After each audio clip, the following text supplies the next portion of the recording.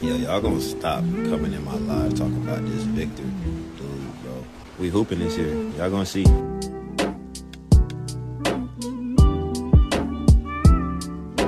Hi, team. Today we're going to be taking a look at this clip from Austin Rivers and his podcast called The Off Guard. And in this clip, they talk about Dylan Harper and how he strung together some pretty impressive performances coming off the bench. And we have watched some Austin Rivers clips on the channel, and he has been pretty spot on, pretty impressive with his takes. So I expect nothing less. Without wasting too much time, let's go ahead and jump into the video. You brought up two ball handlers like Luka and AR playing together, and you brought up Tyrese Halliburton and Nembhard. I want to talk about Dylan Harper, who we haven't talked about on the pod because we talked about VJ Edgecombe and Cooper and all this other stuff. Dylan Harper looks really good off the bench. Really just in the paint getting buckets, right? Like I think last game he didn't even shoot a three. And everyone's talking about when De'Aaron Fox comes and you have Steph Castle and all these guys, and they just signed De'Aaron Fox to that extension, how these guys are going to be able to share the ball. And right now, for me, Dylan Harper kind of looks like James Harden off the bench for the Thunder those years, right? He's coming in, he's creating, he's making plays, and eventually he's just going to be too good not to start. Yeah, I think the Spurs right now are in a situation where they're like, hey, listen, this is a problem, but it's not right now. This problem's 2 years down the road. And we'll address it then, just like the Thunder did with James, and you hope you make the right decision. That's where the Spurs are at. Right now, Dylan Harper's a rookie, okay? So if they're talking about winning, they're talking about they're for real. You saw Kelvin Johnson's comments after the game, like, yo, we're for real, man. Like, this isn't just some gimmick. We're 3 in a row for real. We're going to play hard every night. We're going to compete every night. This team is not some slouch. We're coming to go. We talked about this. The Spurs are ready to, this ain't the last year. They're coming, a slot is being taken out of the playoffs, and the Spurs will be in there. Someone's not making it. The Western Conference is a gauntlet, and the Spurs are a part of it now, 100%. They're well coached. They play hard. They listen. That whole thing is there. Not to mention they have the most talented basketball player in the history of the game on their team. So with all these things, this recipe, these are good issues to have. These are good problems to have, all right? People be like, well, you're contradicting yourself. Because I agree with Austin Rivers. I think he hit it spot on. Dylan Harper is a rookie, and although he is a very good rookie, I have been seeing some things that bother me with people's takes on X, or people's takes just in general. Whenever they say trade De'Aaron Fox because they see how good Dylan Harper is, I can't lie, it kind of bothers me a little bit because I can understand how good Harper is, but like Austin Rivers said, you're trying to compete, you're trying to make the playoffs. If we're talking like trying to make a run in the playoffs, I don't think Dylan Harper is quite ready for that just yet. I'm not trying to diminish Dylan Harper as a player right now, but what I'm trying to say is I don't think Harper's as ready as Wemby needs him to be to compete at a level which Wemby wants to compete at, if that makes sense. And that's why you have a player like De'Aaron Fox, who's going to come back, be the starting point guard of this team, be an all-star, all-NBA caliber type of player. And I think we kind of forgot how good De'Aaron Fox is. But I say all that to say, I like Dylan Harper's role off the bench right now. You just said the Lakers have too many ball handlers. So now the Spurs, it's okay? Yeah, one's a rookie and still finding himself. If anything, you play him with De'Aaron and you have him back up De'Aaron. He's going to learn a lot playing with him, playing alongside him, playing behind him. De'Aaron's also older. He's going to have injuries just like he is right now. There's going to be times where Harper starts, plays a lot, plays a little. It's all part of the experience. At least he's going to be in the rotation playing a lot of minutes. In a year or two, when Harper starts getting to that point, and they're like, Harper, sits down with the front office like, yo, I'm ready. I want to start, man.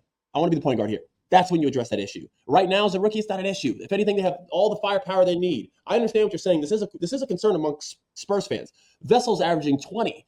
Stephen Castle's averaging 20. Harper's averaging like 15. Wemby's averaging 40, 10, 12, 13, and 9.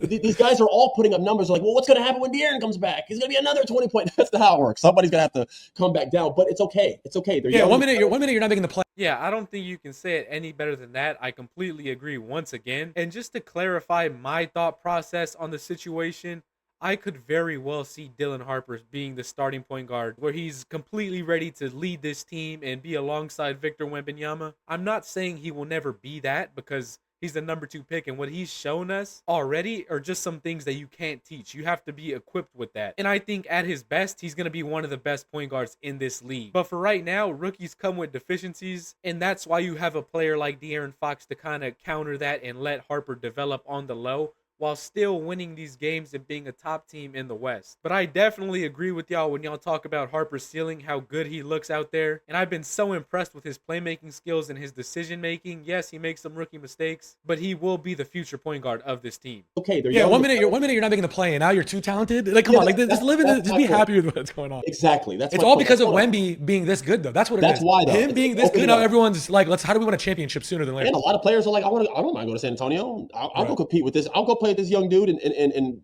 tax-free state and live in. Bro, listen. De'Aaron Fox just forced his way there. That's what he did. De'Aaron Fox was the Well, first he to did. do it. He was like, I want to be traded and I want to be to San Antonio. Everyone's like, this is early. It's already happening, though.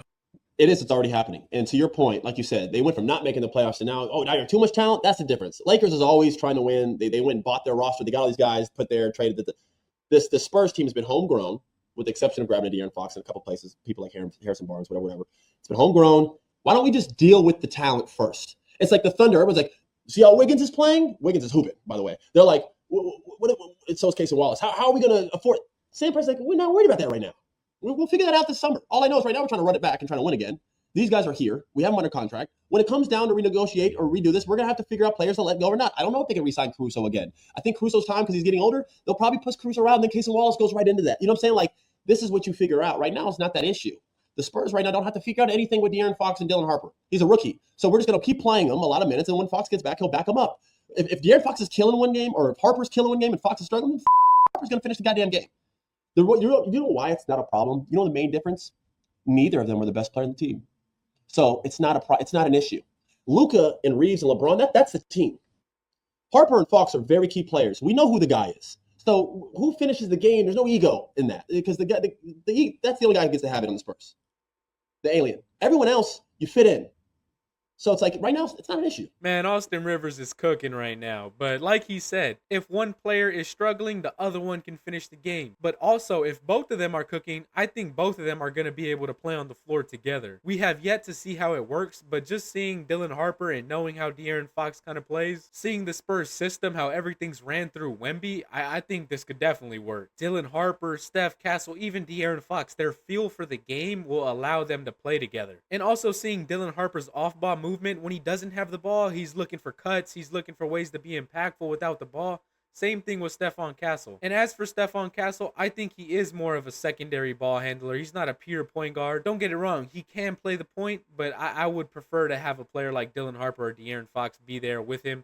And I think Stephon Castle could also play the 3. So I'm excited to see a lineup of Dylan Harper, De'Aaron Fox, and Stephon Castle with maybe a Harrison Barnes or Julian Champagnie, and then Victor Wembanyama as your 5-man. All we need is for De'Aaron Fox to be a pretty good shooter whenever he comes back. And I have a strong feeling, I don't know if I'm being too optimistic, that De'Aaron Fox is going to be shooting the ball pretty well when he comes back. Yeah, it might be over for the league. Yeah, and there will be a market. If, let's say, De'Aaron Fox and Dylan Harper down the road, they have to get off De'Aaron Fox. There's always going to be a market for a guy that talented. There's a market. Last year, the Lakers thought about trading for Zach LaVine. Like, you know what I mean? There's always a market for a really good player. Either of those guys. You can get off Harper, his talent's through the roof, which they're not going to. But you get off him, you get off Fox. You can get off any of these guys. Not to mention, one's a rookie. He's on a rookie deal. He's done up for a contract extension for a few years. These aren't issues they have to worry about. The Reeves and Luka, these guys who signed these 1+2 years, these are the guys that you have to stress about, working and fitting. But this dude just got in the NBA. I don't have to worry about whether I'm picking Harper over Fox yet. That conversation isn't happening yet. So it's like they get to just enjoy this, and neither of them are the guy. So it's not a problem. Yeah, Spurs are in a much better situation. Last.